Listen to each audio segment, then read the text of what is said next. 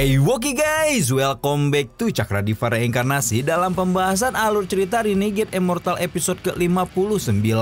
Seperti biasa sebelum masuk ke pembahasan episode kali ini, kita review dulu episode sebelumnya di mana Wangling akhirnya mengetahui bahwa hujan salju yang menutupi aliansi 4 sekte merupakan hujan salju buatan negara Suyu yang ingin memulai perang. Di sisi lain, Wangling juga menyelamatkan keluarga Danyu dari cuaca dingin ekstrim dan memindahkan mereka ke negara tetangga untuk melanjutkan hidup.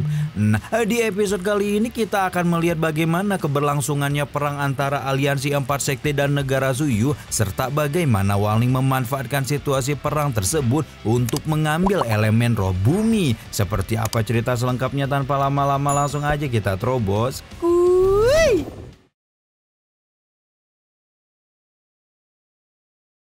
Di awal episode ini kita diperlihatkan bagaimana Wangling menerima pesan penting dari Zhou Wutai yang mengabarkan tentang ditolaknya permintaan bantuan perang dari 8 negara peringkat 4, di mana negara-negara itu terkesan serempak tidak mau membantu aliansi 4 sekte dan bahkan melarang tegas para warganya untuk terlibat perang melawan negara Suyu. Tidak hanya itu, pesan Zhou Wutai juga memberitahukan negara Suyu memiliki seorang kultivator wanita yang bernama Yuan Yong yang telah mencapai tingkat kultivasi formasi jiwa dalam 100 tahun.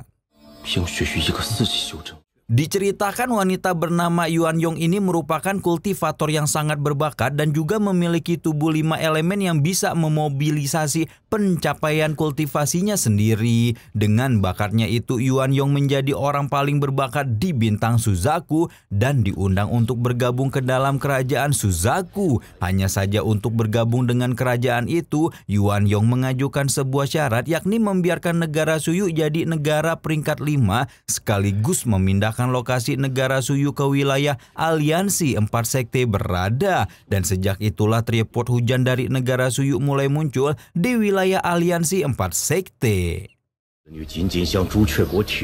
Mendapat pesan tersebut, Wangling kemudian menyimpulkan dalam pertempuran antara aliansi 4 sekte dan negara Suyu sudah pasti akan banyak kultivator transformasi dewa yang bermunculan. Dan karena saat ini tingkat kultivasi Wangling masih cukup terbatas, maka ia pun mulai menyusun strategi untuk keselamatannya sendiri, yakni dengan menggunakan bendera larangan untuk menghadapi para kultivator transformasi dewa. Dengan bendera larangan itu, Wangling lantas merasa yakin kalau dirinya akan selamat dari peperangan dua negara tersebut. 1 tahun kemudian, para kultivator aliansi 4 sekte tampak sedang berkumpul di mana mereka diminta untuk melakukan persiapan sebelum berperang melawan negara Suyu. Di bawah komando asisten Zhou Wutai, para kultivator itu tampak membuat formasi khusus dan siap menghadapi kubu musuh kapan saja. Tak lama setelahnya, mereka semua dikejutkan dengan kedatangan para kultivator negara Suyu yang kebetulan dipimpin oleh seorang wanita yang diduga punya julukan kupu-kupu merah. Begitu rombongan Suyu ini datang, Zhou Wutai langsung bernegosiasi supaya kedua belah pihak bersedia melakukan genjatan senjata demi keselamatan manusia biasa. Mendapati negosiasi Zhou Wutai, pimpinan rombongan Suyu tentu langsung menolak dan mengatakan bahwa semua kultivator di aliansi 4 sekte harus segera dihabisi saat itu juga. Mereka juga menegaskan bahwa tripod hujan akan segera ambil alih, sedangkan wilayah aliansi 4 sekte akan segera menjadi alamat baru bagi negara Suyu. Dengan dikumandangkannya pernyataan semacam itu, perang besar antara negara Suyu dan aliansi 4 sekte pun tidak bisa terhindarkan lagi.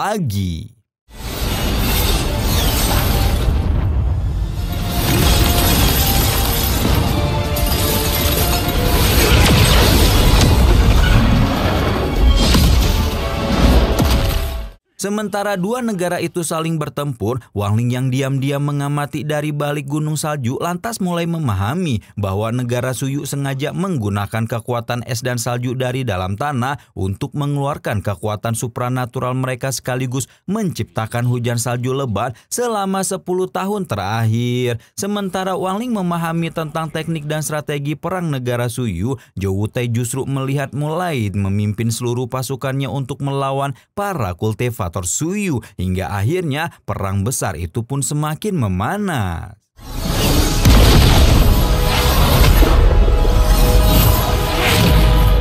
Di tengah perang besar itu, pimpinan kubu Suyu tiba-tiba menggunakan kekuatan roh 5 elemen, sehingga hal tersebut sontak membuat para tetua aliansi 4 sekte menjadi terkejut. Dengan digunakannya kekuatan 5 elemen kayak Avatar, tetua sekte kayu hijau yang bernama King Fu lantas berkomentar bahwa roh 5 elemen bisa membuat pemiliknya mencapai ranah transformasi dewa, sehingga ia sangat tertarik untuk merasakan langsung seberapa besar kekuatan tersebut. Dengan segera tetua King Fu pun melancarkan aksinya untuk melawan kekuatan roh 5 elemen.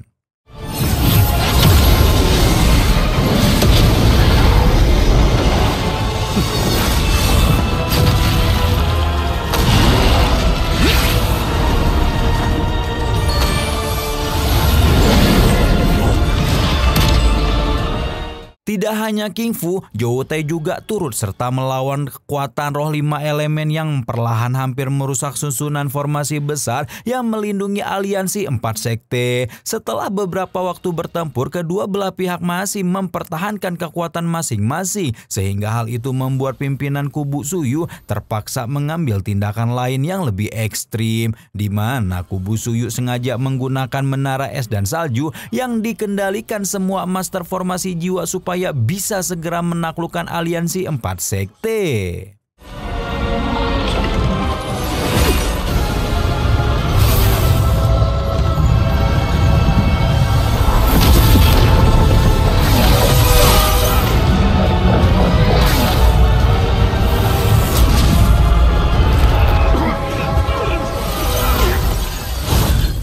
Tanpa diduga, penggunaan menara salju itu ternyata mampu menempatkan aliansi 4 sekte dalam bahaya, sehingga hal itu membuat tetua sekte jiwa hitam yang bernama Zhou Yun langsung maju dan menebak apakah identitas pimpinan kubu Suyu itu adalah kupu-kupu merah. Namun bukannya mengiyakan tebakan Zhou Yun, pimpinan kubu Suyu itu malah menebak balik terkait identitas Zhou Yun yang merupakan salah satu dari 9 master formasi jiwa di aliansi 4 sekte.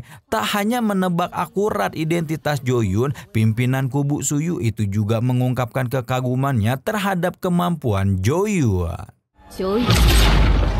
Di sisi lain, percakapan antara Zhou Yun dan pimpinan kubu Suyu itu justru membuat seorang tetua teringat sesuatu terkait diskusi penting sebelum perang berlangsung, di mana dalam diskusi itu disebutkan bahwa kekuatan formasi Jiuji terbilang sangat dahsyat dan bisa menyebabkan kultivator di bawah transformasi dewa meninggal dalam sekejap, sekaligus dapat memotong semua umur kultivator transformasi dewa. Demi menghindari terjadinya situasi buruk seperti itu, para kultivator aliansi 4 sekte pun akhirnya memutuskan untuk menghabisi orang yang diduga sebagai kupu-kupu merah.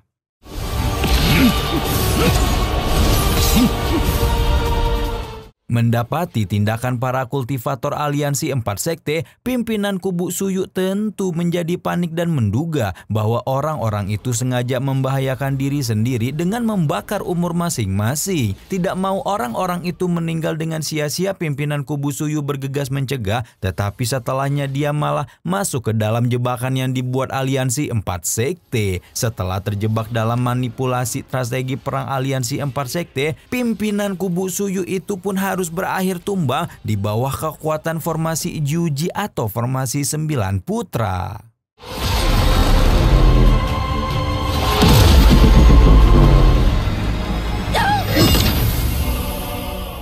Melihat pimpinan kubu Suyu tumbang, Wang Ling yang diam-diam masih mengamati kini merasa sangat janggal karena menurutnya orang dengan julukan kupu-kupu merah itu tidak mungkin bisa tewas segampang barusan. Sementara Wang Ling merasa janggal, aliansi 4 sekte jelas menjadi sangat senang dan bertekad untuk tidak menyerahkan wilayahnya kepada negara Suyu. Sesaat setelahnya, dua kubu yang sedang berebut wilayah itu pun kembali bertempur dan saling mengalahkan. Dalam pertempuran kali ini, Zhou Tai bahkan menggunakan kekuatan naga langit pelindung negara demi mengalahkan semua kultivator Suyu. Melihat kekuatan naga langit pelindung 4 sekte dipergunakan, Wangling diam-diam menyadari bahwa ternyata sosok Zhou Wutai ini memiliki garis keturunan naga langit pelindung negara. Hal tersebut lantas membuat Wangling merasa wajar mengapa seorang Zhou Wutai bisa memiliki status yang begitu tinggi di aliansi 4 sekte, padahal tingkat kultivasinya baru di tahap jiwa baru lahir. Terlepas dari penilaian Wangling, Zhou Wutai kini mengajak semua pasukannya untuk menyerang tanpa henti para kultivator negara Suyu.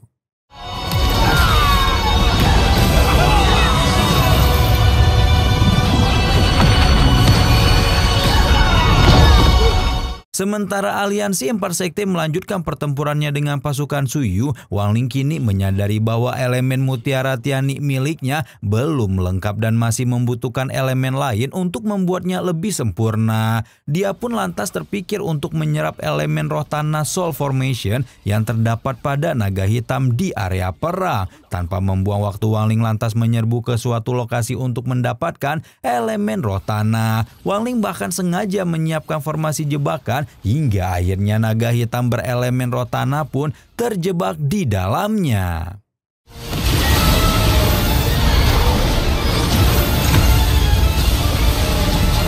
Meski berhasil dijebak dan dibuat terluka, kekuatan naga hitam berelemen tanah itu ternyata masih terbilang sangat kuat sehingga Wangling cukup kesulitan untuk menaklukkannya. Pada saat yang sama, seorang tetua aliansi 4 sekte juga turut serta mengincar naga hitam berelemen roh tanah dan akhirnya saling berhadapan bersama Wangling. Tak mau makhluk incarannya jatuh ke tangan Wangling, tetua itu pun langsung bertindak mencegah Wangling dalam mendapatkan elemen roh tanah.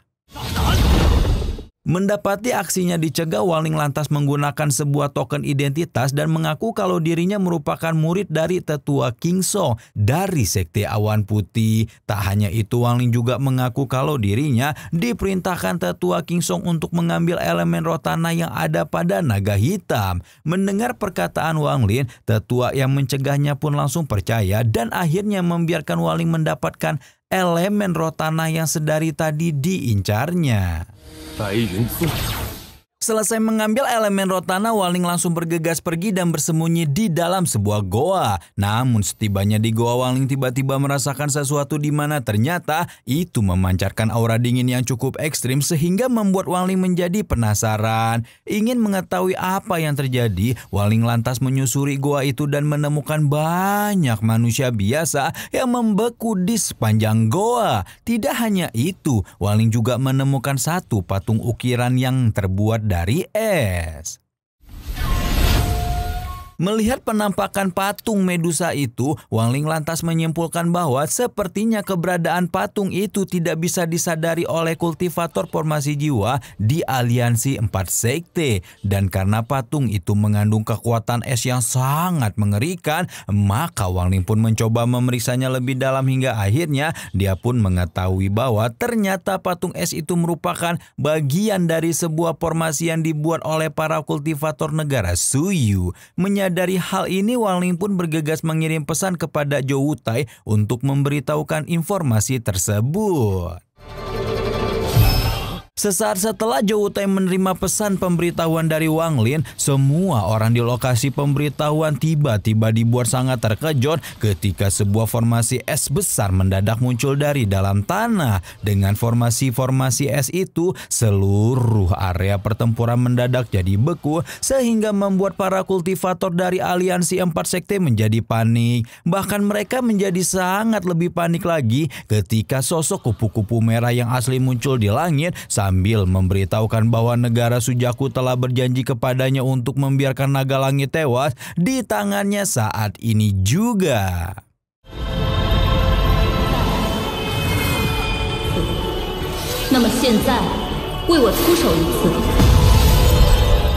Wangling, edan ya guys ya. Nah, sengaja nih ternyata membiarkan aliansi 4 sekte mengira kupu-kupu merah tewas dan ternyata kupu-kupu merah yang asli malah baru muncul di akhir pertempuran. Nah, kira-kira di episode selanjutnya tuh kita akan melihat bagaimana para kultivator aliansi 4 sekte harus melawan kupu-kupu merah yang asli hingga nantinya mereka semua harus merelakan wilayah negaranya untuk direbut oleh negara Suyu.